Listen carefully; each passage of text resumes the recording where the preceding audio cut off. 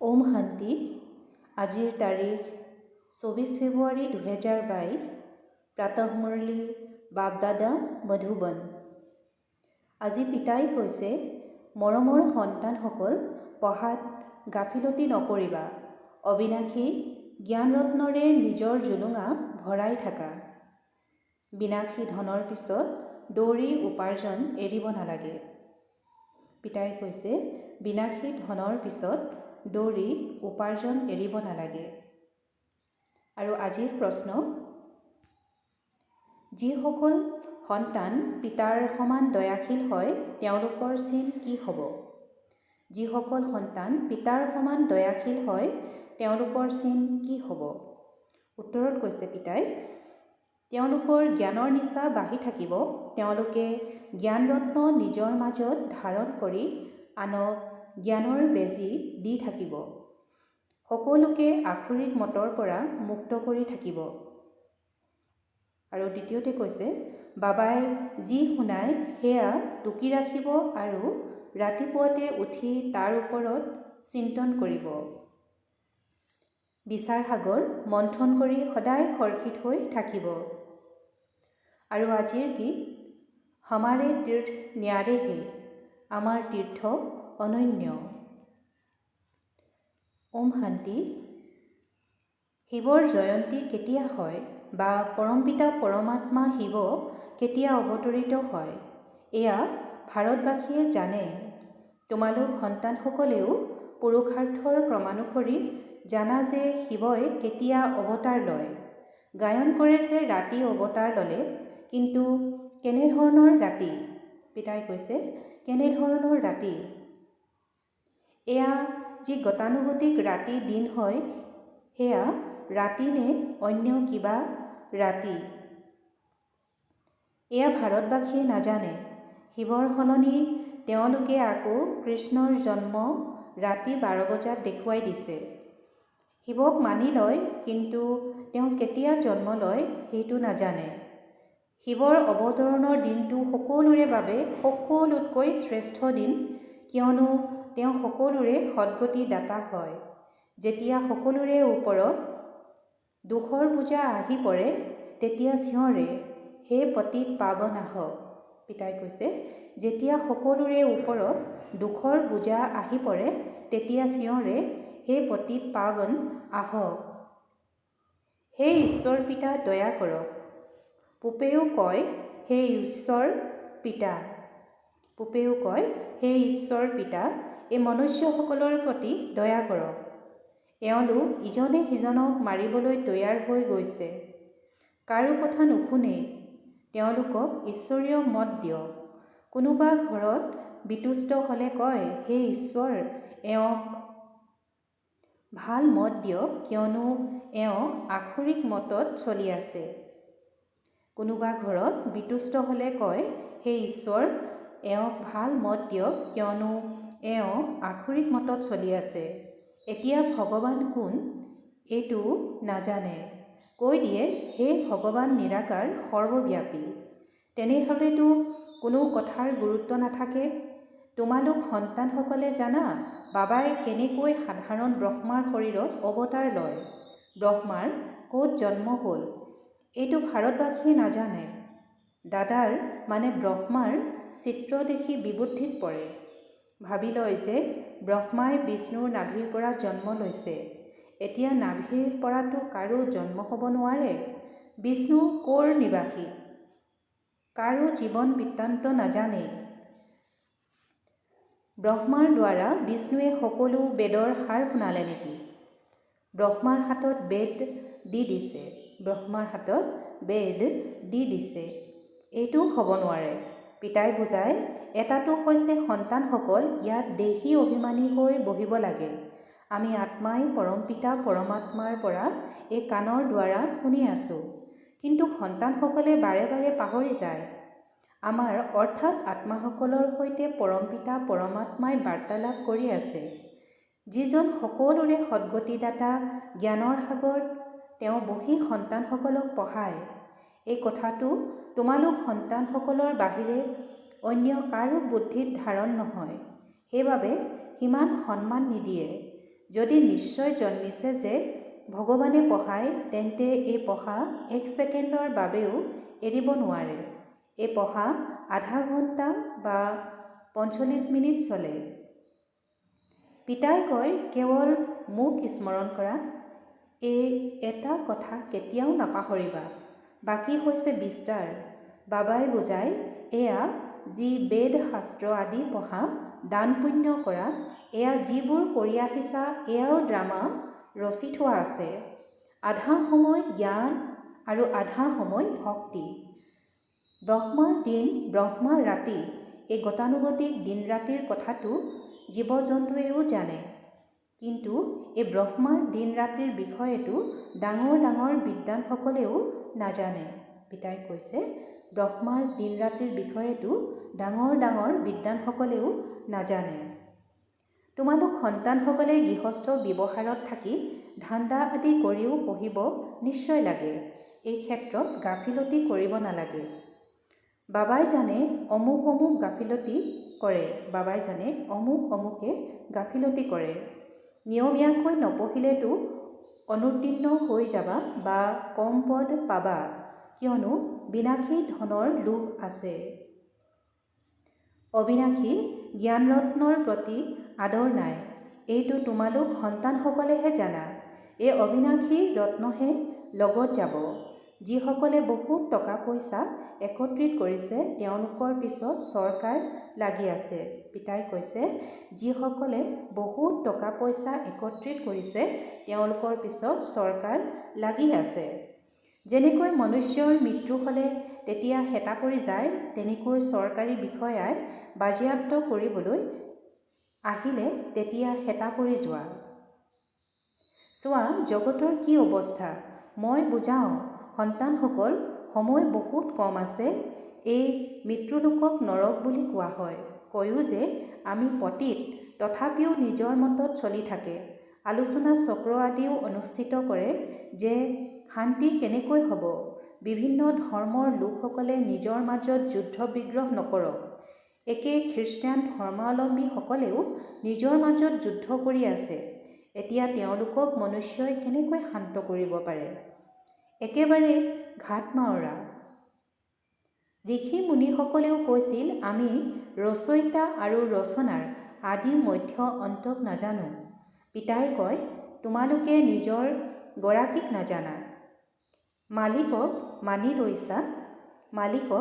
মানি লৈছা, গতিকে জানিব লাগে নহয় জানো? পিতাই কৈছে, মালিকক মানি লৈছা, গতিকে জানিব লাগে নহয় জানো? ভগৱান, ঈশ্বৰ, গড, এয়া সকলো ভিন্ন ভিন্ন নাম ৰাখে। ভগৱান, ঈশ্বৰ, গড, এয়া সকলো ভিন্ন ভিন্ন নাম ৰাখে। বাস্তৱত পিতাহে হয় নহয় জানো? আমাৰ ৰচয়িতা হয়, আমি তেওঁৰ সন্তান হওঁ। পিতা মাতা আৰু সন্তান, আমি যেন ঈশ্বৰীয় পৰিয়ালৰ হ'লোঁ। মা পিতাৰ পৰাতো নিশ্চয় উত্তৰাধিকাৰ পাব লাগে। আমি পৰম পিতা পৰমাত্মাৰ পৰিয়ালৰ হওঁ। পিতাক সৰ্বব্যাপী বুলি কৈ দিলেতো পৰিয়াল হ'ব নোৱাৰে। মালিক ৰচয়িতাৰ আমি পৰিয়াল হওঁ। আজিৰ পৰা 5000 বছৰ পূৰ্বেও পিতাই আমাক এনেদৰেই উত্তৰাধিকাৰ দিছিল। কেৱল আমাকেই নহয়, সকলোকে দিয়ে। আমাক জীৱন মুক্তি দিয়ে, বাকীসকলক মুক্তি দিয়ে। পিতাই কৈছে, আমাক জীৱন মুক্তি দিয়ে, বাকীসকলক মুক্তি দিয়ে। কিমান সহজ। এয়াও আনন্দৰ পৰা ঊৰ্ধ্বগামী হোৱাৰ কথা। কিন্তু অহো মম মায়া, ইয়াৰ পৰা বাহিৰলৈ গ'লেই মায়াই পাহৰাই দিয়ে, পিতাকে পাহৰি যায়। এতিয়া তোমালোক পিতাৰ হৈছা, তোমালোকেহে জানা যে শিৱ বাবাই ব্ৰহ্মাৰ দ্বাৰা আমাক তুলি লৈছে। এনেকুৱা নহয় যে ব্ৰহ্মা বিষ্ণুৰ নাভিৰ পৰা ওলাইছে। এইখন চিত্ৰ ৰাখিব লাগে। গান্ধীৰ নাভিৰ পৰা নেহেৰু, কিন্তু বিষ্ণুৰ নাভিৰ পৰা ইমান ডাঙৰ ব্ৰহ্মা কেনেকৈ ওলাব? আকৌ ব্ৰহ্মাই বহি বেদৰ জ্ঞান শুনায়, সেয়াওনো ক'ত শুনায়? সূক্ষ্ম বতনত নেকি? বুদ্ধিত একোৱেই ধাৰণ নহয়। যিসকলে পিতাৰ পৰা উত্তৰাধিকাৰ ল'বলগীয়া আছে, তেওঁলোকেতো এই সকলোবোৰ কথা বুজি পায়। বাকী সকলোৱে কৈ দিয়ে যে এয়া কল্পনা। এতিয়া সন্তানসকলে মানি লয় যে যথাযথ বাবাই সত্য কথা শুনায় আৰু তোমালোক ব্ৰাহ্মণসকলে আকৌ গৈ সকলোকে সত্য গীতা শুনাব লাগে। সকলোৱে একেধৰণেৰে বুজাব নোৱাৰে। সেয়াও ক্ৰমানুসাৰে ৰাজধানী স্থাপন হৈছে। সকলোৱে একেধৰণেৰে পঢ়িব নোৱাৰে। ধাৰণা কৰি আকৌ তাৰ ওপৰত বিচাৰ সাগৰ মন্থন কৰিব লাগে। শুনিলা? টুকি ৰাখিলা, পাছত বহি খেয়াল কৰিব লাগে। আজি বাবাই কি শুনালে? পুৱাতে উঠি বিচাৰ কৰিব লাগে। তোমালোকৰ সকলোৰে প্ৰতি দয়া উপজিব লাগে। বাবাৰ নিৰ্দেশ হৈছে নিজৰ ৰচনা স্ত্ৰী সন্তানসকলকো বুজোৱা। পুৰুষে ৰচনা ৰচে নিজৰ সুখৰ বাবে। এই বেসদৰ পিতাই নিজেই সুখ ভোগ নকৰে। কয়, সন্তানসকলৰ বাবেই গোটেই পৰিশ্ৰম কৰোঁ। গতিকে যেতিয়া ধাৰণা হ'ব তেতিয়া নিচা বাঢ়িব, আকৌ কাৰোবাক বেজী দিব পাৰিব। বাবাৰ দৰে দয়াশীল হ'ব লাগে। আখৰিক মতৰ পৰা সকলোকে মুক্ত কৰিব লাগে। ৰাম আৰু ৰাৱণৰ কিমান ঘোৰ শত্ৰুতা। এয়া হৈছে ৰাৱণ ৰাজ্য, সেয়া হৈছে ৰাম ৰাজ্য। মনুষ্যইতো একোৱেই নাজানে যে পাৱন কোনে কৰি তুলিলে,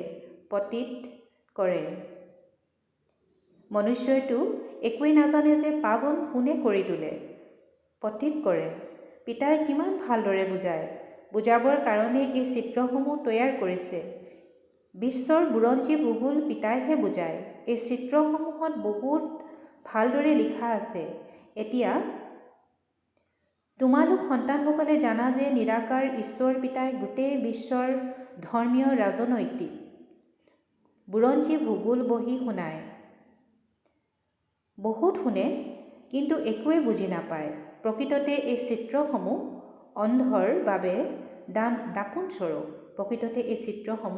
অন্ধৰ বাবে দাপোনস্বৰূপ। বৃক্ষ অৰ্থাৎ কল্পবৃক্ষ আৰু ড্ৰামাৰ চিত্ৰটো বহুত স্পষ্ট। এয়া পিতাই বুজাই লৈ তৈয়াৰ কৰোৱাইছে। এই সময়ত সকলো অজ্ঞানতাৰ নিদ্ৰাত শুই আছে। তোমালোক সন্তানসকলে আত্মিক যাত্ৰালৈ লৈ যোৱা। আত্মিক যাত্ৰী কৰি তুলিবলৈ কিমান জ্ঞান দিবলগীয়া হয়। বুদ্ধি স্বচ্ছ হ'ব লাগে। এই পুৰণি সৃষ্টিৰ পৰা একেবাৰে ওপৰাম। এইটো আশ্চৰ্যজনক। য'ত নিজৰ জড় স্মাৰক আছে তাতে গৈ বহি আছে। সেয়া হৈছে জড়, এয়া হৈছে চৈতন্য। অতি গুপ্ত ৰহস্য আছে। যেনেকৈ আমি গুপ্ত, তেনেকৈ মন্দিৰৰ স্মাৰকো গুপ্ত। মন্দিৰ নিৰ্মাণ কৰাসকলে একো নাজানে। পিতাই তোমালোকক সকলো কথাই বুজায়। প্ৰদৰ্শনীত শব্দবোৰ বহুত ভাল হ'ব লাগে। তোমালোকে বুজাবও বহুত ভালদৰে লাগে। প্ৰতিজন ব্যক্তিক চিনিও ল'ব লাগে। ডাঙৰ ডাঙৰ ব্যক্তি আহে, কোনোবাই ভালদৰে বুজে, কোনোবাইতো আকৌ কৈ দিয়ে ভাল লাগে, কিন্তু সময়নো ক'ত। কোনোবাই কয় কাইলৈৰ পৰা আহি বুজিম। বাবাই কৈ দিয়ে তুমি কেতিয়াও নাহা, বৰ কঠিন। তোমালোকে জানা যে আমি দেৱতা হৈ আছোঁ। আমি নিজৰ ৰাজধানী স্থাপন কৰি আছোঁ। আমি ৰাজত্ব কৰিমগৈ। কিন্তু এই অন্তৰৰূপী দাপোণত চাব লাগে, মই ৰজা ৰাণী হ'মগৈ নে দাসী বা প্ৰজা।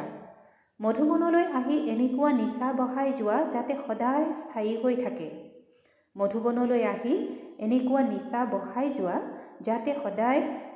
হৈ থাকে। ভাল বাৰু। অতি মৰমৰ কল্পৰ পাছত পুনৰাই লগ পোৱা সন্তানসকলৰ প্ৰতি মাতা পিতা বাপ দাদাৰ স্নেহপূৰ্ণ স্মৰণ আৰু সুপ্ৰভাত। আত্মিক পিতাৰ আত্মিক সন্তানসকলক নমস্কাৰ। আত্মিক সন্তানসকলৰ আত্মিক মাতা পিতা বাপ দাদাৰ স্নেহপূৰ্ণ স্মৰণ আৰু সুপ্ৰভাত আৰু নমস্কাৰ। ধাৰণাৰ বাবে মুখ্য সাৰ। প্ৰথমতে এই পুৰণি সৃষ্টিৰ পৰা উপৰাম হৈ থাকিব লাগে। শুদ্ধ বুদ্ধিৰ হৈ উঠি জ্ঞান ধাৰণ কৰি পুনৰ আনক ধাৰণা কৰাব লাগে। বিচাৰ সাগৰ মন্থন কৰিব লাগে। দ্বিতীয়তে, পিতাৰ সমান দয়াশীল হৈ সকলোকে আখৰিক মতৰ পৰা মুক্ত কৰিব লাগে। আৰু আজিৰ বৰদান, পৰিৱৰ্তন শক্তিৰ দ্বাৰা হৈ যোৱা কথাবোৰত বিন্দু লগাওঁতা নিৰ্মল আৰু নম্ৰ হোৱা। পৰিৱৰ্তন শক্তিৰ দ্বাৰা হৈ যোৱা কথাবোৰত বিন্দু লগাওঁতা নিৰ্মল আৰু নম্ৰ হোৱা। পৰিৱৰ্তন শক্তিৰ দ্বাৰা প্ৰথমে নিজৰ স্বৰূপক পৰিৱৰ্তন কৰা। মই শৰীৰ নহওঁ, আত্মা হওঁ। তাৰ পাছত স্বভাৱক পৰিৱৰ্তন কৰা। পুৰণা স্বভাৱে পুৰুষাৰ্থী জীৱনত প্ৰবঞ্চনা কৰে। সেয়েহে পুৰণা স্বভাৱ অৰ্থাৎ নেচাৰক পৰিৱৰ্তন কৰা। তাৰ পাছত হৈছে সংকল্পৰ পৰিৱৰ্তন। ব্যৰ্থ সংকল্পক সমৰ্থলৈ পৰিৱৰ্তন কৰি দিয়া। এনেদৰে পৰিৱৰ্তন শক্তিৰ দ্বাৰা হৈ যোৱা সকলো কথাত বিন্দু লগাই দিয়া, তেতিয়া নিৰ্মল আৰু নম্ৰ স্ৰোত হৈ যাব।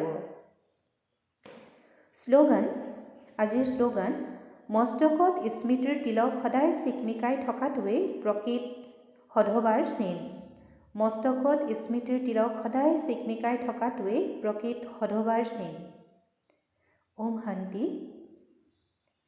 দাদীসকলৰ পুৰণি দিনলিপিৰ পৰা নিৰ্বাচিত কিছু অমূল্য ৰত্ন। মনুষ্যৰ মূল্য শুদ্ধ বুদ্ধি আৰু অশুভ বুদ্ধিৰ ওপৰত নিৰ্ভৰ কৰে। যেনেদৰে সৰ্বোত্তম দেৱী দেৱতা কুলৰ বুদ্ধি সৰ্বোত্তম মূল্যৱান হয়, সেইদৰে মধ্যম কুলৰ মূল্য মধ্যম হয়। সেই একেদৰে কনিষ্ঠ কুলৰ বুদ্ধিৰ মূল্যও কনিষ্ঠই হয়। এই তিনিটা সম্প্ৰদায় আছে। এই তিনিওটাৰ সকলোখিনি বুদ্ধিৰ ওপৰত নিৰ্ভৰ কৰে। প্ৰথমে সৰ্বোত্তম বুদ্ধি সম্পন্ন ব্ৰাহ্মণ দেৱী দেৱতাসকলে সম্পূৰ্ণ জ্ঞানেৰে সৰ্বোত্তম উপাৰ্জন কৰি বিশ্বত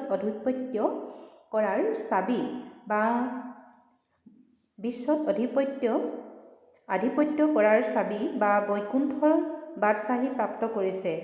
আধাকল্প প্ৰকৃতি তেওঁলোকৰ দাসী হৈছে, সেইবাবে বাস্তৱত তেওঁলোকে সুখ ভোগ কৰে আৰু আধাকল্প তেওঁলোকৰ মূৰ্তি মন্দিৰত পূজা কৰা হয়। গতিকে সকলো এই বুদ্ধিৰ ওপৰত নিৰ্ভৰ কৰে। সেয়েহে বহুত তীক্ষ্ণ বুদ্ধিৰ আৱশ্যক। পিতা ঈশ্বৰৰ মহাবাক্য কৈছে যে তীব্ৰ বেগেৰে বুদ্ধিযোগ লগাওঁতাসকল সাক্ষাৎ মোৰ স্বৰূপ হয়। বাবাই নিজৰ দৈৱী সন্তানসকলক বিস্ময়কৰ উপহাৰ যৌতুক দিয়ে। এতিয়া তোমালোকে কোনটো উপহাৰ পোৱা? অবিনাশী জ্ঞান ধনৰ নেকি? বুজি পোৱা যায়, কিন্তু ইয়াৰ পাছত কি পোৱা যায়? সম্পূৰ্ণ অলংকৃত বিস্ময়কৰ বৈকুণ্ঠ। এনেকুৱা বিস্ময়কৰ উপহাৰ তোমালোকে যৌতুকত পোৱা। কিয়নো এইজন পিতাৰ তোমালোক সন্তানসকলৰ প্ৰতি অতি প্ৰেম আছে। তেওঁ কয়, তাততো প্ৰত্যেকৰে নিজৰ নিজৰ মা পিতা যি হ'ব তেওঁলোকে দিব, কিন্তু মইতো নিজৰ সন্তানসকলক এতিয়াহে দিওঁ নহয় জানো?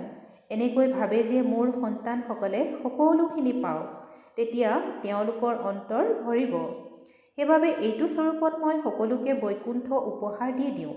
এনেকুৱা নহয় যে যিসকল জ্ঞানী আত্মা সৰ্বোত্তম হয় তেওঁলোকক দিওঁ।